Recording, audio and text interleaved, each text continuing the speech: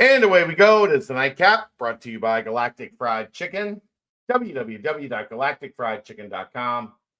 Go to the website, get the app. They will deliver right to your front door, pretty much anywhere inside the 275 loop, or get yourself down to Dayton, Kentucky, Wednesday through Sunday, lunch and dinner. Great option. Call ahead, make a tailgate order. They will take care of your tailgate.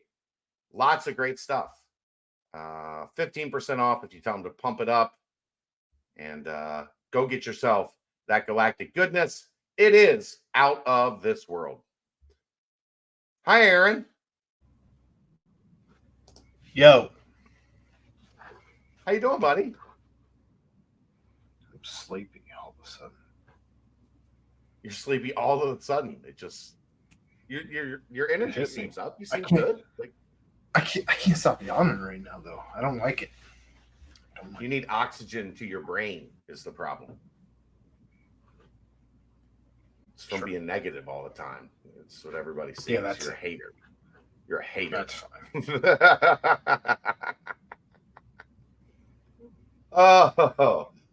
We will get to our weekly Big 12 preview here shortly, but there were a few things that we needed to touch on tonight, Aaron.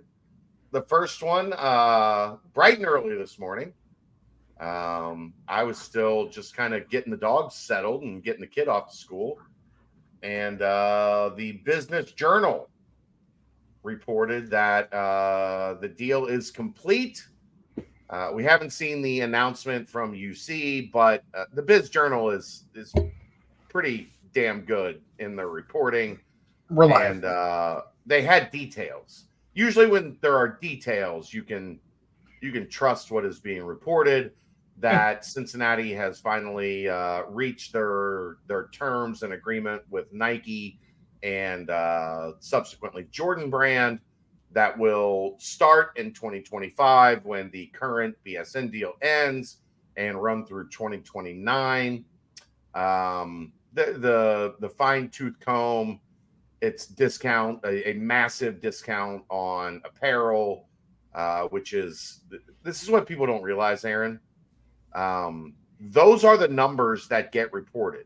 So when this gets reported, it will be Cincinnati gets X amount of millions per year in apparel, and that is just the discount.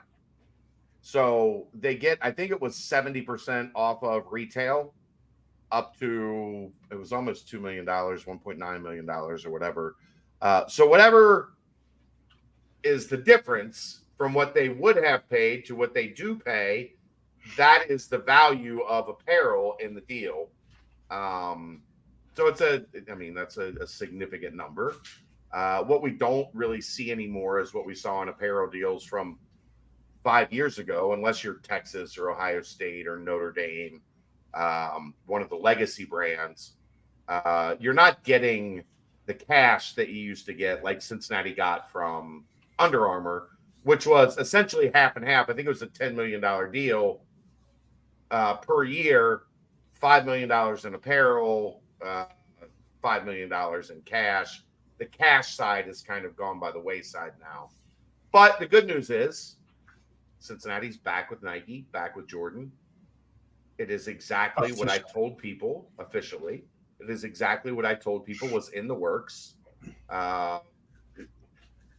Here's the one thing I want to point out to the people that wanted to take shots on me at that, who claimed I was running cover for the university or I was trying to make it not look as bad as whatever.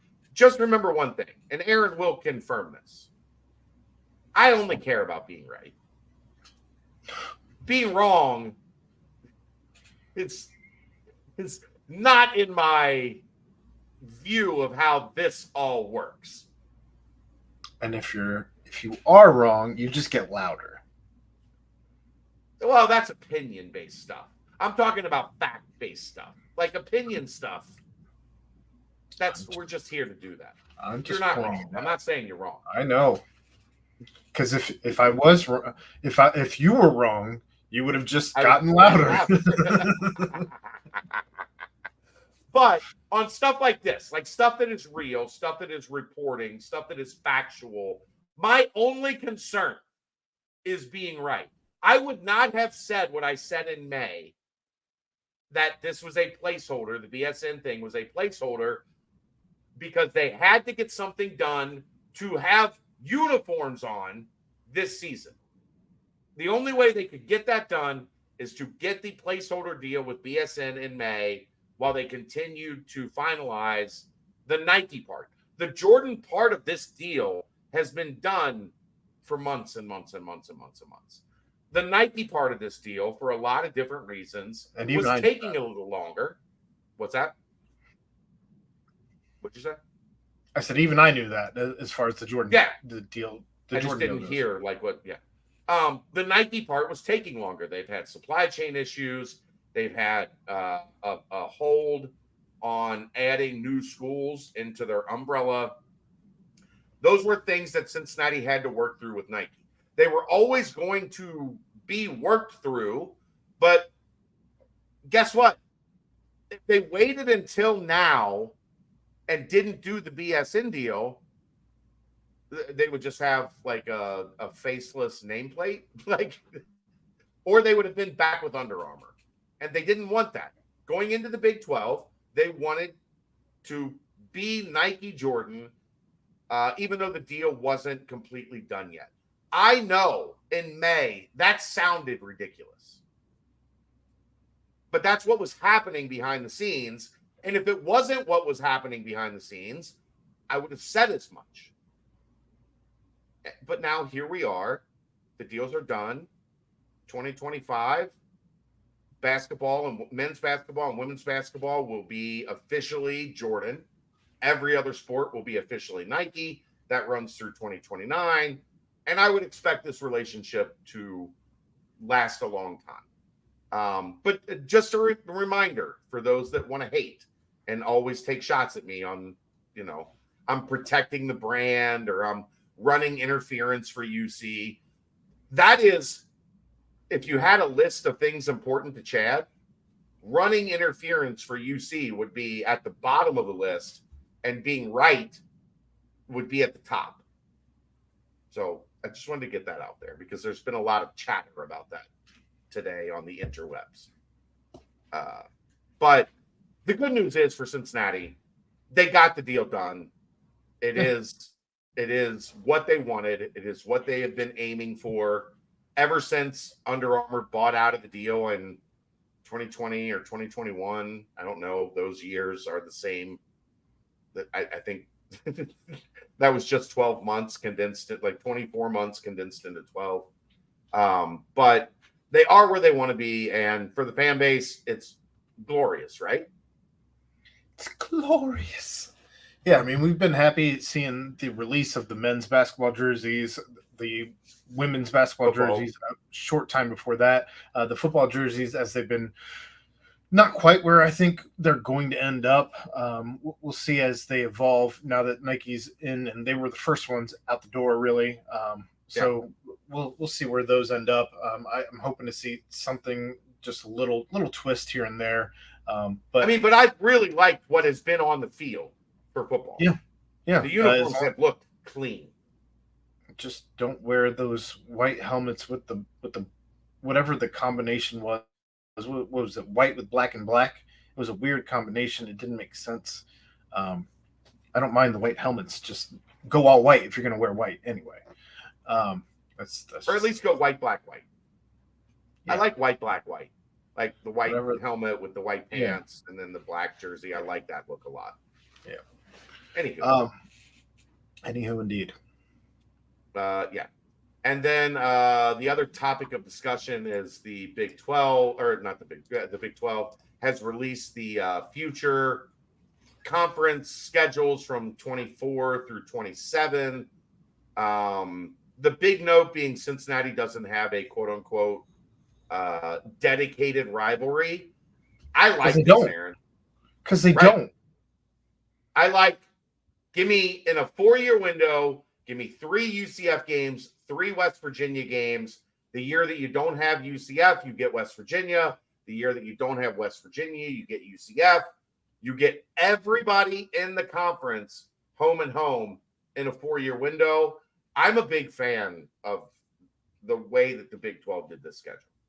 The best part about the way they did this schedule is the fact that they tried to make sure that no one was really traveling an exorbitant amount more than another school. They tried to make it to where it was an even keel for all of the schools that were traveling to be as close to even as they could get. They respected 4 rivalries enough to make sure that they happen every year. But outside of that, nobody has a rivalry that they are considering a rivalry that needs to be honored in this 4-year window. Look, you have a lot of teams at this point. You have a lot of teams, and you're not going to get every year, unfortunately, what you want. Like Dave said on the BCJ pod tonight, like there's fear that like Oklahoma and Texas are going to come into the SEC, and it'll be 8 years between seeing one at like each of them at Neyland Stadium. The way this matrix works, every 4 years you're going to see everybody in the conference play at Nippert Stadium in every 4-year cycle. I love that. It's going to be a disservice if the Big Ten and SEC don't follow suit. Now that the Big 12 is way out ahead of the curve, they're the first ones to have released their new conference schedules already. Because what do? We set trends right now in the Big 12. That's plain and simple what we do, and I love it. I love the fact that they really look. If you want to knock a conference for not respecting the student athlete enough, based on the conference realignment, you cannot knock the Big 12 on that. And the fact that at least in the football schedule, they are trying to not make anybody travel more than another team in that 4-year window. Why did they do 4 years? Oddly enough, it's the same as what somebody in college would be in there for. So just saying. Yeah. I know, the Iowa State, Kansas State people are really mad that there's going to be one of those 4 years. I need to go to Farmageddon. Apparently, I need to go to Farmageddon because those people care about that game. Like, big mad, both sides. Let's also just table this with the fact that you're listening to people on the internet and people on Twitter have a tendency to be louder than actual normal people. I know, but that is one of the longest rivalries in the country. I think it's like 120. Was it 128 years or something like that? Yeah, like it's significant. So hitting a 1-year pause on that, like maybe you could have found a way to add that into all the. Instead, they did Kansas State, which I think the Kansas State fans probably would have been fine with dropping the Kansas game as the rivalry game and making it Iowa State. But whatever. Who cares? There's 2 fan bases that have a problem, and really only one, because the Kansas State fans were kind of like, whatever. And the Iowa State fans are like, no, we play Kansas State every year. Well, thou doth protest too much, maybe. All right, let's get into the Big 12. Week 10. Tomorrow night, Aaron. TCU, Texas Tech. Texas Tech favored by 3, over under 59.5. I have no idea what I think about this game. I have no idea what I think is going to happen in this game tomorrow in Lubbock. Neither does ESPN's FPI. They give TCU a 50.5% chance to win this game compared to Texas Tech's 49.5% chance. Well, I instantly feel a lot better about what I just said now that you said that. The weather is looking 56 degrees and cloudy, so that's not giving you any help one way or the other either. I wouldn't bet this unless you're feeling crazy. 59.5 at the over under. I don't know anything about this. I don't know money line. Yes, you do. We're talking way too much. Never bet on Sonny Dykes. Okay, so you're taking Tech and giving the points at home. Yes, give the points. Okay. Kansas State at Texas. It doesn't sound like Quinn Ewers is going to play. Kansas State has been surging. This is a noon Fox game. I don't know if it's big noon kickoff or not.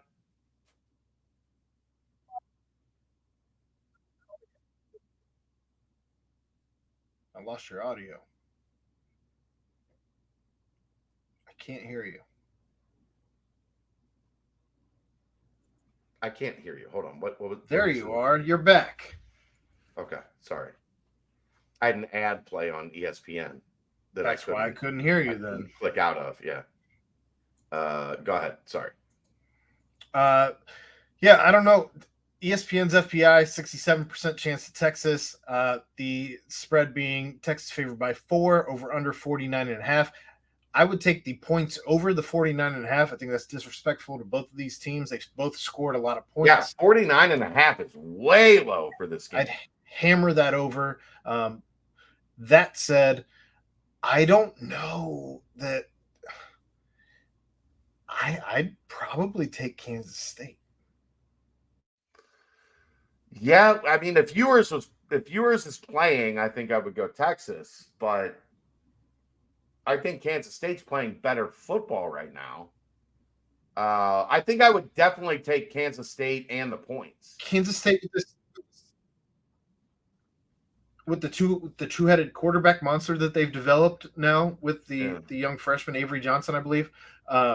It's been working very well. If Quinn Ewers isn't playing, there's no reason to take Texas, in my opinion. Yeah. The other, I mean, it's a big week in the Big 12. It's a big week. It is. You get 2 elite games. You get 2 bottom of the conference games. You get an important middle of the conference game. Yes. And then you get at the end of the day, you get a nap. I think that's Oklahoma, also it is, but I mean, nobody's going to care about that game except for the fans of BYU and West Virginia. Bet in Stillwater, Oklahoma favored by 5.5, over under 60.5. Give me 5.5 on Oklahoma State all day. Is this the last iteration of Bedlam? Who knows? Maybe ever. Time will tell. I can't imagine that Oklahoma actually schedules Oklahoma State again, unless they feel like the politics get involved, unless they're doing Oklahoma State a favor. Thanks for that. As Notre Dame learned, that is not smart. Not great. I think that Oklahoma State is playing for more in the fact that they've got to want this more than Oklahoma. Oklahoma's probably got their nose a little high in the sky. However, ESPN disagrees with that. They're at almost 81% to Oklahoma State's 19% chance. Here's the big concern, Aaron, and I think we are a little bit maybe blind to this because we didn't see how bad Oklahoma State's pass defense is because Cincinnati didn't try to pass. Mm-hmm. Oklahoma State's pass defense is terrible, and Oklahoma just wants to throw the ball. So if Oklahoma gets up early in that game, I don't know that Oklahoma State is going to be able to keep up. But how many opportunities? How many opportunities is Oklahoma going to get to pass the ball if Oklahoma State's running the ball the entire game? Well, Oklahoma's defense is outstanding, especially against the run. So I think the key in this game is going to be the first half. If Oklahoma State scores, or if Oklahoma scores 3 touchdowns in the first half, I think Oklahoma State's going to have a hard time playing the type of football they want to play. If it's 14-10 at halftime, then I'm way more in on Oklahoma State. You know what I'm saying? Does that make sense? Yeah. 24-7, Oklahoma State's going to have a hard time storming back at halftime. But, 17-14, I like the Cowboys.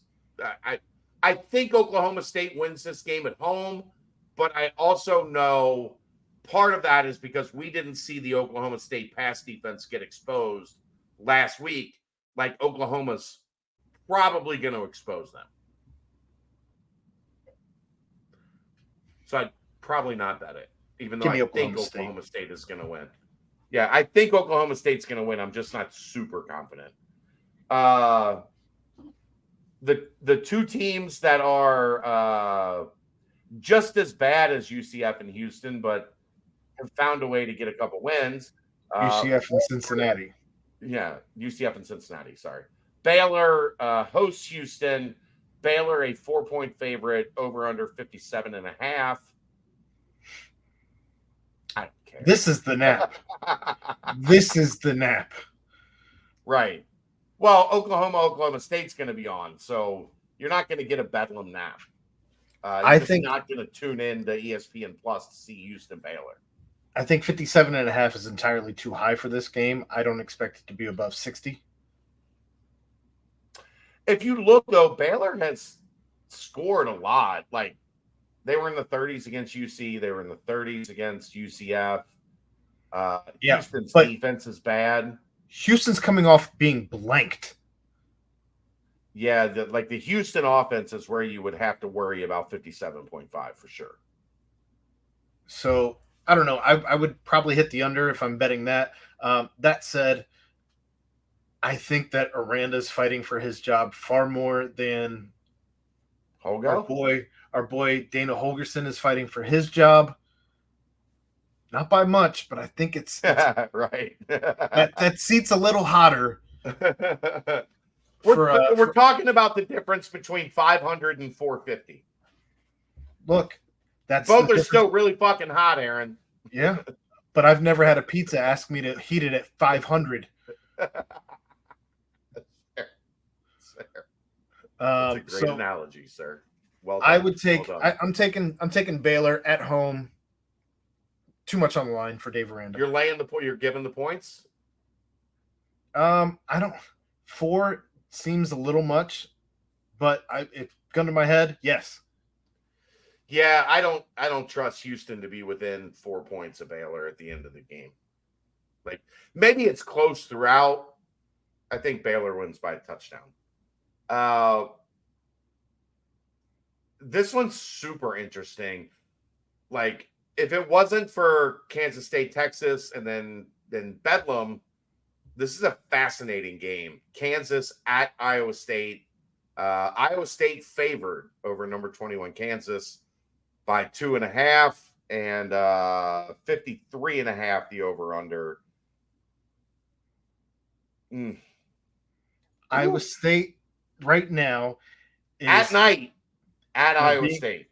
They're being given a little too much credit here. Kansas just smacked Oklahoma in the mouth. Yeah.